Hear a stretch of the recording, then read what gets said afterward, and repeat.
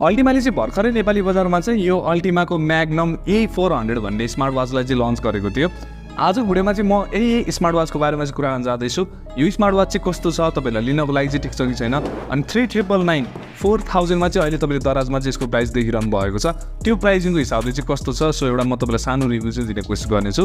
अब यसलाई चाहिँ मैले खासमा युज गरेको भनेको चाहिँ त्यही 4-5 दिन जति भयो, त्यसकै हिसाबले चाहिँ म तपाईँलाई भन्न चाहदैछु। तपाईँमध्ये धेरैजनाले चाहिँ मलाई रिक्वेस्ट गरिरहनु भएको त्यसको रिभ्यू लिएर आउनु पर्यो भनेर। सो अब चाहिँ हामी ढिला नगरिकन सिधै भिडियोलाई चाहिँ सुरु गरौँ। अब सबभन्दा पहिला चाहिँ बक्स प्याकेजिङमा तपाईँले के पाउन सक्नुहुन्छ त्यसको बारेमा कुरा गर्नु पर्दाखेरि चाहिँ यो बक्स प्याकेजिङ चाहिँ मलाई राम्रो लाग्यो, किनभने अल्टिमाले चाहिँ तपाईँलाई योपालि 3999 4000 को हिसाबले चाहिँ राम्रै भ्यालु दिइरहेको छ। त्यसको बारेमा म तपाईँलाई एकैछिनपछि भन्नेछु होइन। तर त्यो भ्यालु दिइकन पनि बक्स प्याकेजिङमा चाहिँ खासै कम्प्रोमाइज गरेको जस्तो लागेन मलाई। प्रिमियमै लाग्यो बक्स प्याकेजिङ होइन। यस्तो खालको तपाईँले बक्स देख्न सक्नुहुन्छ। अब तपाईँले एउटा चार्जिङ केबल पाउन सक्नुहुन्छ, स्मार्ट वाच पाउन सक्नुहुन्छ। अनि यहाँ राम्रो कुरो के गरेको छ अल्टिमाले भने तपाईँले चाहिँ बक्समा एक्स्ट्रा स्ट्र्याप पनि पाउन सक्नुहुन्छ। अनि यहाँ चाहिँ यो दुईटै स्ट्र्यापको अप्सन चाहिँ राम्रो छ, किनभने तपाईँले यो लाइट वेटवाला अप्सन पनि राम्रो पाउन सक्नुहुन्छ होइन। यो चाहिँ हातमा लाउँदाखेरि तपाईँलाई खासै वेट फिल हुँदैन। अर्को लेदरवाला अप्सन पनि राम्रो छ, किनभने अब यो तपाईँले ब्ल्याक कलरमा पनि पाउन सक्नुहुन्छ, अर्को तपाईँले सिल्भर कलरमा पनि पाउन सक्नुहुन्छ। लेदरको स्ट्र्याप चाहिँ यो एउटा ब्राउन कलरमा छ, अर्को तपाईँले ब्ल्याक कलरमा पनि पाउन सक्नुहुन्छ होइन। त मलाई चाहिँ यो दुईटै स्ट्र्यापको अप्सन चाहिँ एकदमै मन पर्यो। अब चाहिँ हामी यो वाचतिर आउँ। सबभन्दा पहिला चाहिँ म यसको बिल्ड एन्ड डिजाइनको बारेमा चाहिँ कुरा गर्न चाहदैछु।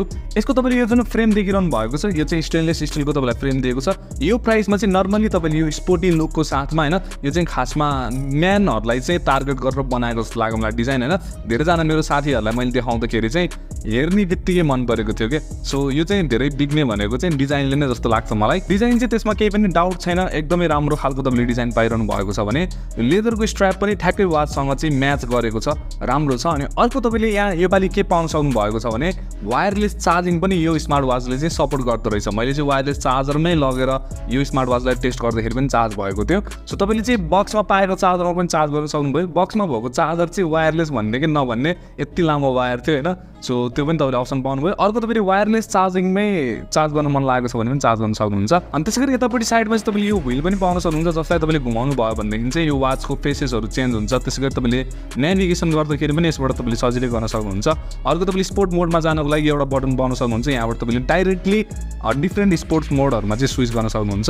सो ओभरअल डिजाइनको बारेमा कुरा गर्नु पर्दाखेरि चाहिँ मलाई चित्त बुझेको छ। प्राइसिङको हिसाबले तपाईँले एकदमै राम्रो डिजाइन पाउनु भएको छ। डिस्प्लेको बारेमा कुरा गर्नु पर्दाखेरि चाहिँ यहाँ तपाईँले एमोलेड डिस्प्ले देखिरहनु भएको छ। 1.43 इन्चको चाहिँ तपाईँलाई डिस्प्ले दिएको छ। अब यो प्राइसिङको हिसाबले चाहिँ 1.43 इन्च भनेको चाहिँ अलिकति ठुलै डिस्प्ले हो। नर्मल्ली यतिको डिस्प्ले चाहिँ हामीले पाउँदैनौँ। अनि अर्को भनेको चाहिँ डिस्प्लेको क्वालिटी पनि एकदमै राम्रो छ। तपाईँले 466x466 को चाहिँ रिजोल्युसन देख्न सक्नुहुन्छ भने 326 को चाहिँ तपाईँलाई पिपिआई दिएको छ। 800 निट्सको तपाईँले ब्राइटनेस पाउन सक्नुहुन्छ। सो तपाईँले इन्डोर आउटडोर जता लगेर युज गर्दाखेरि पनि केही पनि प्रब्लम आउँदैन भने। अर्को चाहिँ यसको पिपिआई पनि राम्रो भएको कारणले चाहिँ डिस्प्लेको तपाईँलाई क्वालिटी चाहिँ डेफिनेटली राम्रो लाग्नेछ। यसले देखाउने कलरहरू पनि एकदमै राम्रो छ, पपअप हुन्छ। अनि अर्को भनेको चाहिँ ब्ल्याक्सहरू पनि एकदमै राम्रो छ, तपाईँले डिप ब्ल्याकहरू पाउन सक्नुहुन्छ। सो डिस्प्ले प्यानल पनि एकदमै राम्रो छ, त्यसमा केही पनि भन्नुपर्छ जस्तो मलाई लागेन। अर्को एउटा कुरा पनि मैले नोटिस गरेको थिएँ, यो वाचलाई चलाउँदाखेरि चाहिँ यसको स्मुथनेस पनि एकदमै राम्रो छ। मेरो विचारमा यो 60 हर्जकै डिस्प्ले हो, तर 60 हर्जमा पनि तपाईँले जुन स्मुथनेस छ, टच रेस्पोन्स छ, त्यो चाहिँ पहिलाको अल्टिमाको वाचहरू भन्दा चाहिँ बेटर जस्तो लाग्यो मलाई। यसमा एकदमै राम्रो स्मुथ लागेको थियो। अब त्यसै गरी यो E400 वाचमा चाहिँ तपाईँले ब्लुटुथ 5.3 पाउन सक्नुहुन्छ भने तपाईँलाई चाहिँ IP68 को वाटर रेसिस्टेन्स पनि दिएको छ। भनेको चाहिँ तपाईँले यसलाई पानीमा अब जस्तै तपाईँले लुगा धुँदाखेरि भयो अथवा नुहाउँदाखेरि चाहिँ हल्का फुल्का पानी पऱ्यो भनेदेखि तपाईँले केही पनि चिन्ता लिनु पर्दैन। मात्र तपाईँले चाहिँ स्विमिङ पुलमा धेरै बेरसम्म अब डुबाएर राख्नुभयो भनेदेखि चाहिँ समस्या आउन सक्छ। अरू तपाईँले बाँकी नर्मल कामहरू गर्दाखेरि चाहिँ तपाईँले हुन्छ नि पानी सानी परेर त्यस्तो टेन्सन लिनु पर्दैन। सो राम्रो तपाईँले IP68 को रेटिङ पाउन सक्नुहुन्छ, त्यो पनि राम्रो छ। यो स्मार्ट वाचको चाहिँ एप सपोर्टको बारेमा कुरा गर्नु पर्दाखेरि चाहिँ तपाईँले कोफिट भन्ने एप पाउन सक्नुहुन्छ, जसमा तपाईँले यसलाई सजिलै बाइन्ड गर्न सक्नुहुन्छ। अनि त्यहाँ तपाईँले 100+ डिफ्रेन्ट वाच फेसेसहरू पाउन सक्नुहुन्छ होइन। त्यहाँबाट तपाईँले कस्टमाइज पनि गर्न सक्नुहुन्छ, आफ्नो लागि छुट्टै वाच फेसेसहरू पनि राख्न सक्नुहुन्छ, आफ्नै फोटोहरू पनि राख्न सक्नुहुन्छ। अनि त्यो एपबाट चाहिँ तपाईँले यसमा डिफ्रेन्ट हेल्थ मोनिटरिङ फिचर्सहरूको चाहिँ डाटाहरू पनि त्यहीँबाट तपाईँले एक्सेस गर्न सक्नुभयो। अरू पनि तपाईँले थुप्रै फिचर्सहरू चाहिँ त्यहाँ पाउन सक्नुहुन्छ। अनि यो एप्लिकेसन चाहिँ iOS-को लागि पनि कम्प्याटेबल छ, त्यसै गरी एन्ड्रोइडको लागि पनि कम्प्याटेबल छ। तपाईँले जुनसुकै डिभाइस चलाए पनि यो एपलाई सजिलै युज गर्न सक्नुहुन्छ। अब हुन त तपाईँले चाहिँ यसमा हेल्थ मोनिटरिङ फिचर्सहरू पनि थुप्रै पाउन सक्नुहुन्छ, heart rate monitoring, sleep monitoring, SpO2, त्यसै गरी फिमेलको जुन ट्र्याकिङ हुन्छ त्योहरू सबै तपाईँले पाउन सक्नुभयो। तर यो प्राइसको स्मार्ट वाचहरूमा चाहिँ म तपाईँलाई हेल्थ मोनिटरिङ फिचर्सहरूमा चाहिँ 100% डिपेन्डेन्ट हुनलाई चाहिँ रिकमेन्ड गर्दिनँ। तपाईँले चाहिँ एउटा रेफरेन्सको लागि आइडिया लिन सक्नुभयो, तर त्यस्तो डिपेन्डेन्टै भएर यसमा तपाईँले हार्ट रेट हेरेर चाहिँ म त अब सिद्धिन लागेछु, म चाहिँ एकदम बबाल रहेछु भनेर त्यसै सोच्नु पर्दैन। यसको मोनिटरिङमा चाहिँ तपाईँले 100% डिपेन्डेन्ट हुनु हुँदैन। तपाईँले चाहिँ मेडिकलमै गएर राम्रोसँग चेकअप गराउनु पर्ने हुन्छ यदि तपाईँहरू पेसेन्टहरू हुनुहुन्छ भनेदेखि। अब यसको चाहिँ म अलवेज अन डिस्प्लेको बारेमा चाहिँ कुरा गर्न जाँदैछु। यहाँ तपाईँले दुईवटा अप्सन पाउन सक्नुहुन्छ। एउटा चाहिँ तपाईँले यसको नोटिफिकेसन बारबाट हेर्नुभयो भनेदेखि चाहिँ त्यहाँ तपाईँले 5 मिनटको लागि चाहिँ यसको स्क्रिन चाहिँ अफ हुँदैन, त्यो एउटा तपाईँले अप्सन पाउन सक्नुभयो। अर्को चाहिँ तपाईँले यसको सेटिङमा गएर चाहिँ त्यहाँ तपाईँले स्ट्यान्ड बाई डायल भन्ने अप्सन पाउन सक्नुहुन्छ। त्यसलाई तपाईँले अन गरिदिनु भयो भनेदेखि चाहिँ त्यहाँ चाहिँ तपाईँले यो अलवेज अन डिस्प्ले चाहिँ पाउन सक्नुहुन्छ, स्क्रिन सेभर टाइपको चाहिँ तपाईँले पाउन सक्नुहुन्छ होइन। र फेरि तपाईँले यहाँनिर एउटा कुरो के बुझ्नु पऱ्यो भने तपाईँले स्ट्यान्ड बाई डायललाई चाहिँ अन गरिसके पछाडि यसको त्यो रेज योर ह्यान्ड भन्ने फिचर्स चाहिँ अन हुँदैन। भनेको तपाईँले घडीलाई चाहिँ यसो गरेर हेर्दाखेरि चाहिँ अन हुनुपर्छ नि डिस्प्ले, त्यो चाहिँ हुँदैन। त्यसको लागि चाहिँ तपाईँले स्ट्यान्ड बाई डायललाई चाहिँ अफ गर्नुपर्ने हुन्छ। सो तपाईँहरू चाहिँ यहाँनिर नझुक्किनु होला, कि त तपाईँले स्ट्यान्ड बाई डायललाई चाहिँ अन गर्नु पऱ्यो, कि चाहिँ तपाईँले रेज योर ह्यान्ड अप्सनलाई चाहिँ अन गर्नु पऱ्यो। अर्को भनेको नोटिफिकेसन बारबाट तपाईँले 5 मिनटसम्म चाहिँ अन राख्न सक्नुहुन्छ। अब तपाईँलाई चाहिँ यो किन यस्तो जस्तो लागिरहेको होला, यो चाहिँ खासमा ब्याट्री बचाउनको लागि हो। यस्तो भयो भनेदेखि चाहिँ ब्याट्री अझै धेरै टिक्छ होइन।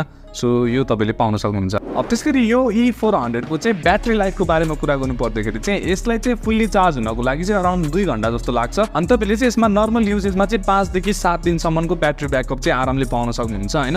अलिकति हेभी युजेस गर्नुभयो भने चाहिँ अराउन्ड 5 दिनसम्मको पाउन सक्नुहुन्छ ब्याट्री ब्याकअप।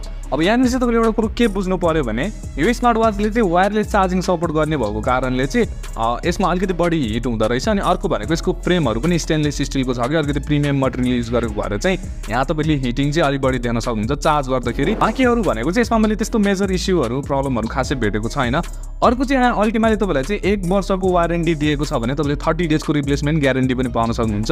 बाँकी तपाईँले दुईवटा कलरमा पाउन सक्नुहुन्छ, एउटा सिल्भर छ अर्को ब्ल्याक छ। तपाईँलाई जुन मनपर्छ तपाईँले त्यहीसँग जान सक्नुहुन्छ। अब लास्टमा कुरा आउँछ 3999 4000 को हिसाबले चाहिँ यो स्मार्ट वाच ठिक छ कि छैन बाई गर्नको लागि, त्यसको बारेमा कुरा गर्नु पर्दाखेरि चाहिँ अब 3999 मा चाहिँ मेरो विचारमा यही एउटा अप्सन छ। यतिको प्रिमियम देखिने, यतिको राम्रो डिस्प्ले भएको, यतिको राम्रो फिचर्सहरू भएको स्मार्ट वाच भनेको चाहिँ मेरो विचारमा यही अप्सन तपाईँले पाउन सक्नुहुन्छ।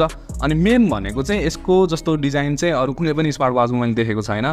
सो डिजाइन वाइज अनि त्यसै गरी अरू फिचर वाइज चाहिँ मेरो विचारमा 4000 को हिसाबमा चाहिँ यो एउटा राम्रै प्रडक्ट हो। सो तपाईँहरू चाहिँ त्यो 4000 को प्राइसको अराउन्डमा चाहिँ एउटा राम्रो खालको प्रिमियम लुक्स भएको स्मार्ट वाच खोजिराख्नु भएको थियो भनेदेखि चाहिँ मेरो विचारमा यो एउटा राम्रै अप्सन छ, तपाईँहरू चाहिँ जान सक्नुहुन्छ। बाँकी तपाईँलाई चाहिँ मैले अब सबै कुराहरू भनिसकेको छु, त्यो सबै कुराहरू चाहिँ ध्यान दिएर अनि त्यस पछाडि चाहिँ यो लिने कि नलिने भनेर डिसिजन लिनु होला। बाँकी के लाग्यो तपाईँलाई यो भिडियोको बारेमा, यदि मन पऱ्यो भनेदेखि चाहिँ लाइक गर्नु होला। यदि तपाईँहरू चाहिँ हाम्रो च्यानल सब्सक्राइब पनि गर्नु होला। म भेट्नेछु तपाईँहरूसँग अर्को भिडियोमा।